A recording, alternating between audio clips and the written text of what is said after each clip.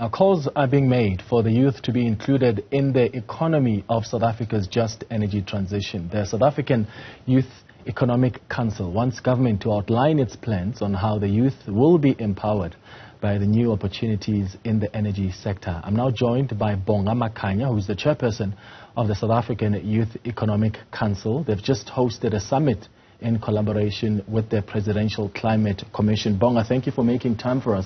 We'll talk more about what came out of that summit.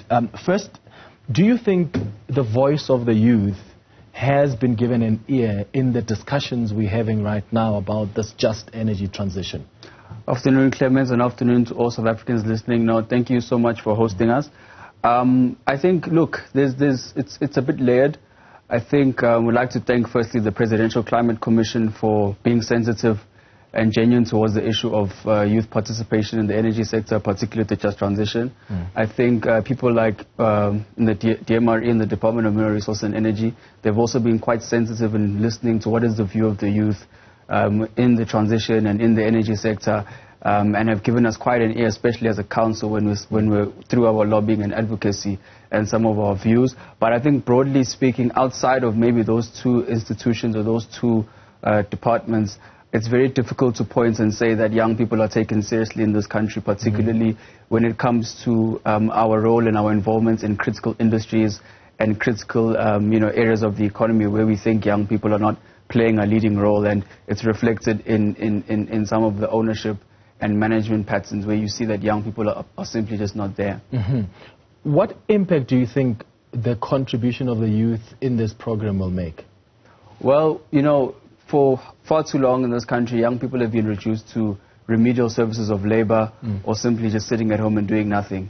So as a council, we've grouped together, young people from across South Africa, from Musina to Cape Town to Kimberley, who are young business owners who have a track record in the renewable energy sector and who are saying to us as a council, look, we want to play a meaningful role in the sector, however, we're not being given an opportunity, both at a participation level and a job creation level. So and then us as a council then come in and say, okay, how can we bring in together different stakeholders of society, the banks, the financial institutions, the Presidential Climate Commission, government departments, Department of Higher Education and Training, DTI, all these different stakeholders which are quite critical, and say, guys, here are young people running sustainable and organized businesses. They are creating jobs. However, they feel as though their participation is quite not taken seriously, and they want a more meaningful role in the economy, particularly in the energy sector. And those are the type of people who, as a council, we've been trying to support and identify and use such platforms for them to find expression. And what particularly would you like to see government do? Must government be more intentional about including young people in the entire value chain when we talk about the just energy transition? Are you getting a sense that even young people who own companies that can contribute are not necessarily being brought on the table? Well, there's a lot that government can do together with the private sector. I mean, we had a company that was there that was saying we've been operating for 5 years. We're banking with a particular bank, which I won't name for the purposes of maybe litigation or anything. But when it came to them financing a transaction that was about 10 million rand that we needed, they simply said no. They've been seeing our access to finances, us paying our workers, the money that's been coming in, and we've got a high turnover rate. But when it came to us accessing financing, for example, they simply said no. So as a council, we believe that the state, through its DFI, CIFA, CEDA, IDC, even the PIC can come on board, must be able to finance and fund young entrepreneurs who are playing a leading role in the sector, have a proven track record, and show that they are doing well, but they need that bit of support. Broadly speaking, into the sector as well, you look at the IPP program that is being run by the state. Out of the 25 companies that have been awarded contracts to supply the state with electricity, none of them are young, none of them are black. They're all foreign whites-owned companies. So as a council, we're calling for the integration and the support of youth entrepreneurs. We want to see 30 to 40% of those IPPs being young, black-owned companies who are in the renewable energy space. We've resolved as well that in the manufacturing and in the supply of critical components to the renewable energy industry, young people must play a leading role in that supply. Young people must be at the forefront of whatever industrial type of plan that is going to come from the DTI in terms of supporting those youth-owned businesses. Every solar panel that's built and every wind turbine that's built must have had young people in that value chain contributing meaningfully and becoming credible, genuine business owners in this country. Because for far too long we've seen a total lack of support and the erasure in the participation in the critical areas of our economy. Yeah. I remember having a conversation with Rudy Dix, who is the Secretariat for the Energy Electricity Crisis Committee, and he was talking about some of the framework that they've put in place to ensure that local companies also benefit.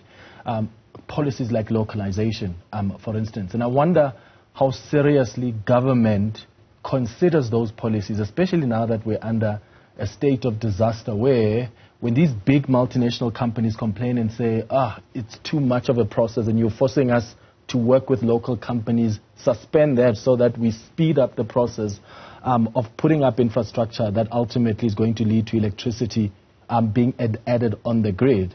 How worried are you that that can be an excuse that is being offered by these big companies? No, typically that is the excuse that's offered by these companies. They say that local content is a hindrance to their participation.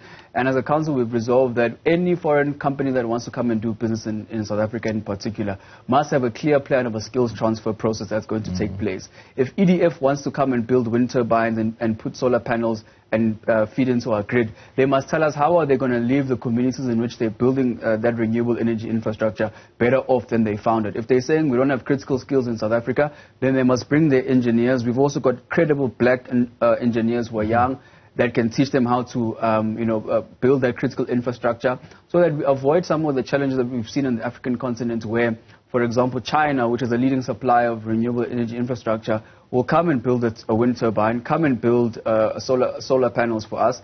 And in 3 years, when we need to maintain those plants, we go back to China to go and ask them to come back and maintain the plants. So EDF and any of these foreign white-owned companies that think that South Africa is their safe haven in terms of a market for them must have a clear plan of a skills transfer process, must have a clear plan as well as how are they going to empower local entrepreneurs that are already existing within these communities who are young, who are black, and are going to contribute into their value chain and not just come here to make money that's going to go overseas and have this thing that we call a capital flight crisis where our state resources are funding the French economy or funding other European economies who benefit from the local infrastructure. So we ought to have a sustainable plan from government that is going to tell us when you bring in these foreign players, how are they going to leave South Africans better off than they were before they came. And don't fall to the excuse that some of these policies and framework you're putting in place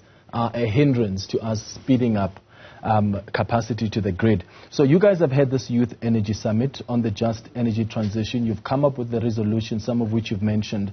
Who are you talking to realize this? Are you talking to the new electricity minister? Have you sat down with Gwede Mantashe? That's the man with the power. well, I think we work quite well with the Minister of DMRE, Mr. Gwede Mantashe, who we think is quite sensitive to the plight of young people, who has on regular occasions said that as a department they're trying to look for ways in which they can empower young people in the energy sector. So, and now we're going to knock on the door of the DTI. We think they play a critical role in developing some of our policy, particularly our industrial policy. There is going to be a rise of electric vehicle production in South Africa. We believe as a council that young people need to be at the center of that rise, whether at a job creation level or at a SMME enterprise development level and so on and so forth. So we are knocking on the doors of various ministries, Department of Small Business Development, to fund young people in the SMMEs and the value chains. But more critically, I think, which was some of the key outcomes of the summit that we just said, the private sector. We had the CEO of Standard Bank, Mr. Lungisa Fuzile, who also as well is saying, they're making a commitment to hear the cries of young people and see how can they be more sensitive to the issues faced by young people and how can the banks play more of a leading role in supporting SMMEs and supporting our transition. So we are speaking to all corners of society to say youth empowerment and youth integration into the mainstream economy is a priority, particularly in the transition. We saw how, young black people, particularly black people, were left behind in the growth of the first and second and third industrial revolution, when industries are cropping up, mines were being opened, but black people were not reflected in the ownership.